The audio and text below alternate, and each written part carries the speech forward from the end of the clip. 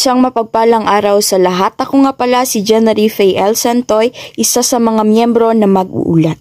Napag-alaman natin kanina na ang batas militar ay may kakahayan na mamahala sa isang lipunan.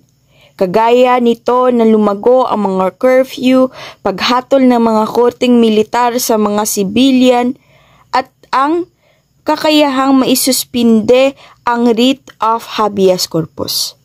Ano nga ba ang writ of habeas corpus? Ito ay isang Latin word sa Ingles, having the body.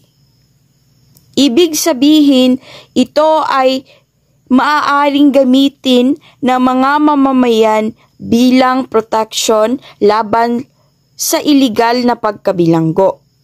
Ngunit ito ay maaaring maisuspinde sa panahon ng krisis para ipalaganap ang hustisya. Alam niyo ba na ang pagsuspinde ng writ of habeas corpus ay hindi maaaring lumagpas ng 60 araw. Hindi rin otomatiko ang pagsuspinde nito sa ilalim ng batas militar. Ngunit maaari lamang itong maipatupad sa mga kinasuhan ng paghihimagsik o pananalakay. Kahit na may suspension siya, dapat pa ring kasuhan o palalayain sa 3 araw ang inaresto. Nakakatakot kapag ginamit sa masamang paraan ang pagpapatupad ng batas militar at ang pagsuspinde ng writ of habeas corpus.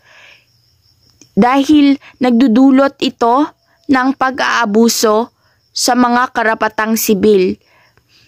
At minsan, hindi balanse ang kapangyarihan na minsan ay nagagambala kapag malala na ang pangyayari at kapag wala ng ibang gawin.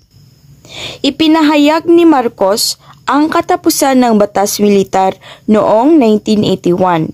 Ngunit patuloy siyang namahala sa isang authoritarian na sa paraan ng iba't ibang anyo.